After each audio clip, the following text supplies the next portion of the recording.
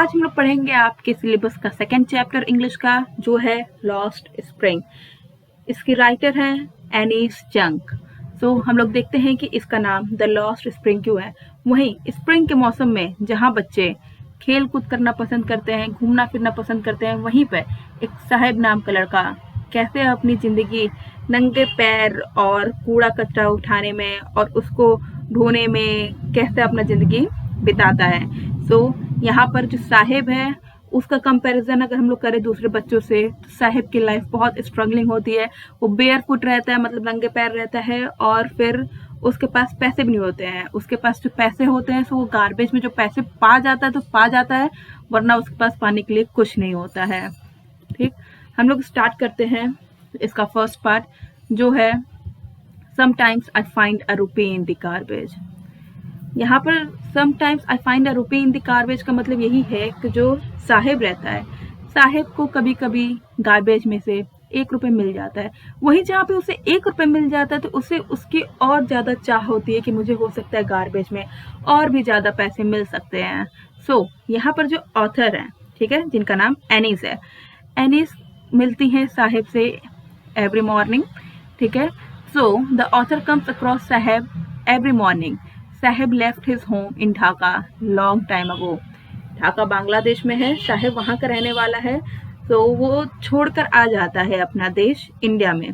ठीक है, इंडिया में वो आ जाता है सीमापुरी में, जो कि है आउटर एज दिल्ली का।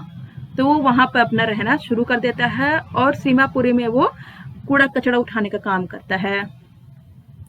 So he is trying to sponge gold in the heaps of the garbage in the neighborhood. The author asks Sahib why he does that. Sahib mutters that he has nothing else to do. There is no school in the neighborhood. He is poor and works barefooted. Author पूछती है साहिब से, तुम ये काम क्यों करते हो? तो साहिब बोलता है, मैं ये काम इसलिए करता हूँ क्योंकि मेरे पास मेरे अड़ोस पड़ोस में कहीं पर भी स्कूल नहीं है, और मैं एक पुअर हूँ, मैं गरीब हूँ, और मैं नंगे पैर काम करता हूँ। ओके, तो यहाँ पर हम लोग देखेंगे कि जो ऑथर हैं वो बताती हैं कि there are 10,000 other shoeless rag pickers like Saheb. Saheb के जैसे 10,000 और लोग हैं जो रैक पिकर्स का काम करते हैं। They live in Simapuri on the outer edge of Delhi in structures of mud with roofs of tin and tarpaulin, but devoid of sewage, drainage or running water. उनका काम, उनका जिंदगी, उसका दिन रात वहीं गुजरता है, उन्हीं मिट्टी में, उसी में टिन के, जैसे कि आप लोग देखेंगे जहाँ टिन का घर बन रहता है, वैसे घर के नीचे ये लोग रहते हैं, वैसे सीवेज नाली के पास रहते हैं जहाँ पे पानियाँ बह रही होती हैं, तो ऐसी जगह पे इन लोग की ज़िंदगी गुजरती है। They are squatters who come from Bangladesh back in 1971. They have lived here for more than 30 years without identity. ये लोग यहाँ पर 30 साल से ज़्यादा रह रहे हैं विदाउट एनी आइडेंटिटी और permit, but they have right to vote. अब बिना आईडी कार्ड के वो लोग रह रहे हैं, पर उनके पास वोट है, वोट करने का राइट है। उसका रीज़न यही है, जो पॉलिटिशियंस होते हैं वो वोटर आईडी सबको ही दिलवा देते हैं अपने पॉलिटिक्स के लिए। तो इनके पास जो रहता है वोटर आईडी रहता है और राशन कार्ड रहता है जो गरीबों को मिलता है। ओके, तो यही इनकी आईडी प्रूव हो जाती है कि ये लोग इंडिया के सिटीजन है। Food is more important for survival than identity. Author का कहना है कि खाने से ज़्यादा ज़रूरी कुछ नहीं है। हमारा सर्वाइवल हमारी आइडेंटिटी नहीं है, हमारा सर्वाइवल हमारा खाना है। अगर हम खाएंगे तो ही हम रह पाएंगे, तो ही हम सर्वाइव कर पाएंगे। अपनी आइडेंटिटी लेकर हम क्या कर सकते हैं? वो हमें खाना तो नहीं देने वाला है। Wherever they find food, they pitch their tents that become transit homes. Children grow up in them and become parents in survival. वहाँ पर जैसे ही लोग पैदा होते हैं उनका भी काम यही हो जाता है। मतलब सीमापुरी में सर्वाइवल का नाम ही है कचरा, कूड़ा कचरा उठाना। So in Seemapuri survival means rag picking. Through the years, rag picking has acquired the proposition of fine art. Garbage to them is gold. उन लोगों के लिए गार्बेज गोल्ड के समान है। क्यों? क्योंकि वही उन लोगों को खाना देता है, वही उन लोग की रोजी रोटी है, और जिसको हम रोजी रोटी मानेंगे उसी को तो हम खुदा मानेंगे। It is their daily bread and roof over their head.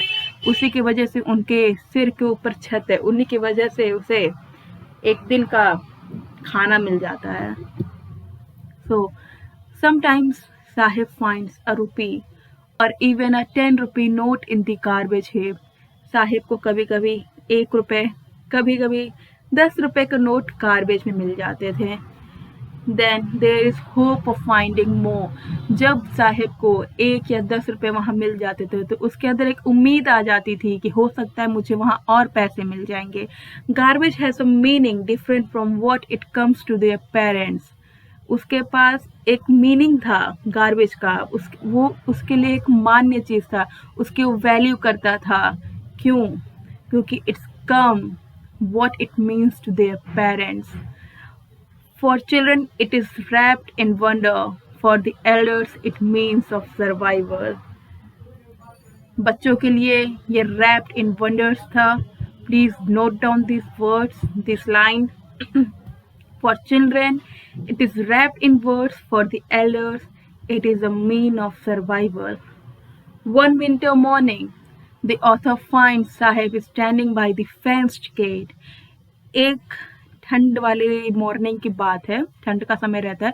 उस टाइम साहिब को ऑथर देखती है एक फेंस्ड गार्डन में, नेबरहुड क्लब में, वहां पर वो रहता है। He is watching 2 young man playing tennis. वो 2 लोग को टेनिस खेलते हुए देख रहा होता है, और वो 2 लोग जो होते हैं वो लोग वाइट ड्रेस में होते हैं। They are dressed in white. Sahib likes the game but he is content to watch standing behind the fence. वो गरीब रहता है, उसके पास इतना नहीं रहता है कि वो जाके अंदर उनके साथ खेल सके। पर साहिब का इंटरेस्ट होता है टेनिस खेलने में, बट वो नहीं खेल सकता है क्योंकि वो एक गरीब लड़का है, उसके पास पैसे नहीं है। So Sahib likes the game but he is content to watch it standing behind the fence. Sahib is wearing discarded tennis shoes. Sahib के पास एक शूज होते हैं जिसको देख करके ऑथर समझ जाती है कि जरूर किसी अमीर लड़के ने उसे ये टेनिस शूज दिए होंगे। That looks strange over his discolored shirt and shorts. और उसके पास एक शर्ट रहता है जो वो पहना हुआ रहता है, और शॉर्ट्स उसने पहने रहते हैं जो डिस्कलर्ड रहते हैं। मतलब किसी अमीर लड़के ने जिसको वो यूज नहीं कर रहा था, वो अपने कपड़े और अपने शूज साहिब को दे दिए थे। For one who walked the barefoot, even shoes with a hole in the dream come true. वो लड़का जिसके पास कभी जूते नहीं हुआ करते थे, चप्पल नहीं हुआ करता था, आज उसके पास एक शूज है। उस शूज में भले एक होल है बट एटलीस्ट उसके पास शूज तो है।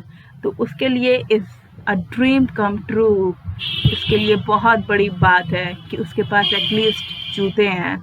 आज हम लोग सोचते हैं कि काश हमारे पास ये होता वो होता, और जो गरीब है उसके पास एक जूता आ गया तो उसके लिए एक ड्रीम कम ट्रू वाली चीज हो गई। But tennis is out of his reach. But this is out of his reach. This morning is on his way to the milk booth. In his hand is a steel canister. He works in a tea stall. He paid 800 rupees and all his meals. Sahib is no longer his master. His face has lost the carefree look. He doesn't seem happy working at the tea stall. It means Sahib अब एक milk booth पे काम कर रहा होता है, जहाँ पर ऑथर देखती है एक मॉर्निंग कि साहिब एक मिल्क बूथ पे काम कर रहा है। उसके हाथ में एक स्टील कैनिस्टर है। He works in a tea stall. वो देखकर समझ जाती है कि वो एक टी स्टॉल में काम कर रहा है। Okay, He spent 800 rupees and all his meals. उसे उस काम के 800 रुपए मिल रहे होते हैं और उसे वहां पर खाने को मिलता है। अब साहिब अपना खुद का मालिक नहीं रहा है, क्योंकि अब वो किसी के अंडर काम कर रहा है, अब वो किसी का गुलाम है, अब वो किसी का नौकर है। Sahib is no longer his master. His face has lost the carefree look, उसका जो फेस है, अब उसके अंदर जो केयर फ्री लुक था, जो अपनी मनमर्जी वो किया करता था, अब उसके अंदर वो चीज नहीं है। ऑथर पूछती है साहिब से कि क्या तुम खुश हो? तो वो कहता है नहीं, मैं इस काम से खुश नहीं हूँ। He doesn't seems happy working at the tea stall, उसे इस काम से बिल्कुल भी खुशी नहीं मिलती है। सो इस स्टोरी से हमें यही पता चलता है कि एक लड़का जो एक गरीब घर का होता है, गरीब लड़का होता है, जो ढाका से आया होता है इंडिया में, उसको कितनी दिक्कत होती है इंडिया में, और वो कैसे एक सीमापुरी जैसे गांव में जा करके अपना सर्वाइवल चलता है, जो कि है outer as of the Delhi में। ओके, और वहां पर वो लोग अपने इस कूड़े कचरे को ही अपना जिंदगी मान लेते हैं, उसी को ही अपना डिवोटी कर देते हैं। वो लोग 1971 में आए होते हैं इंडिया में। They have lived for more than 30 years, वो लोग 30, ये सारे की पॉइंट्स जो मैं बता रही हूँ अपने कॉपी पेन पे लिखते रहना सब लोग। They have lived here for more than 30 years, वो 30 साल से ज्यादा यहाँ पर रह चुके होते हैं, विदाउट एनी आईडी कार्ड और without any permit, but they have the right of vote because they have ration card. Food is more important for survival than identity, उनके पास फूड ज्यादा इंपॉर्टेंट होता है देन द सर्वाइवल। उनके पास होता है तो वो जैसे कि उनको अपनी आइडेंटिटी से मतलब नहीं है, उनको बस मतलब है किसी भी तरह उनको खाना मिल जाए। उनके जो पार्टनर्स हैं उनके भी यही काम करते हैं। और सीमापुरी एक ऐसा जगह रहता है जहां पर सर्वाइवल का मतलब भी हो जाता है रैग पिकिंग। आप रैग पिकिंग करोगे तो आप सर्वाइव कर सकते हो सीमापुरी में, वरना आप सीमापुरी में सर्वाइव नहीं कर सकते हो।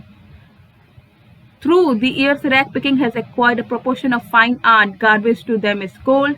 It is their daily bread and a roof over their head. इसके वजह से उनके सिर के ऊपर छत है, उनको खाना मिलता है, और ये उनके लिए किसी गोल्ड से कम नहीं है। और उसके बाद साहिब कहाँ आ जाता है, साहिब को 10 रुपए या फिर कभी कभी 1 रुपए मिल जाते हैं, तो उसके अंदर एक होप आ जाता है कि वो और उसमें से पैसे निकाले और उसको हो सकता है और पैसे मिल जाए, ताकि वो अपने पेरेंट्स को इससे कुछ खिला सके या खुद कुछ खा सके उससे। एक टाइम क्या होता है, एक विंटर की बात होती है, जब साहिब को देखती है वो ऑथर, और वो देखती है कि एक फेंस्ड गेट के पास खड़ा हुआ है अपने नेबरहुड में, और वो देख रहा होता है 2 लड़कों को जो कि टेनिस खेल रहे होते हैं। वो दोनों लड़के व्हाइट ड्रेस में होते हैं और वो दोनों को गेम खेलते हुए देख रहा होता है। ऑथर देखती है साहिब जो है वो एक टेनिस शूज पहन रहा होता है और शर्ट और शॉर्ट्स पहना होता है। टेनिस शूज में उसके एक होल रहता है, और उसके शर्ट और शॉर्ट्स जो होते हैं वो डिस्कलर्ड होते हैं, मतलब फेडेड होते हैं, for one who has walk बेयरफुटेड।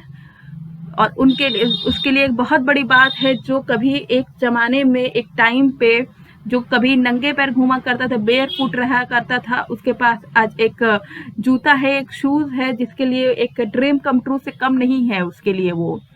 But उसकी इतनी अभी तक इतनी औकात नहीं हुई है, इतनी उसकी कैपेबिलिटी नहीं हुई है कि वो अभी भी टेनिस खेल सके, क्योंकि उसके पास अभी उतने पैसे नहीं हैं। वो तो उसको किसी ने दे दिया था कपड़े और शूज, तो वो उसने वो पहन लिया।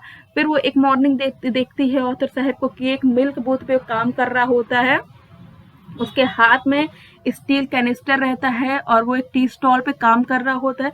उसे 800 रुपीज और उसका रोज का खाना उसे वहां मिल रहा होता है, और वो अब खुद का मास्टर नहीं रहा। अब उसका जो फेस है वो केयरफ्री लुक उसके फेस से वो अब जा चुका है, और वो अब उस काम को करते हुए मुझे खुश नहीं दिख रहा था, मतलब ऑथर को खुश वो नहीं दिख रहा था। इसका मतलब क्या है कि उसको खुशी गार्बेज पिकिंग में ही मिलती थी, उसको गार्बेज में ही काम करने में ज्यादा खुशी मिलती थी।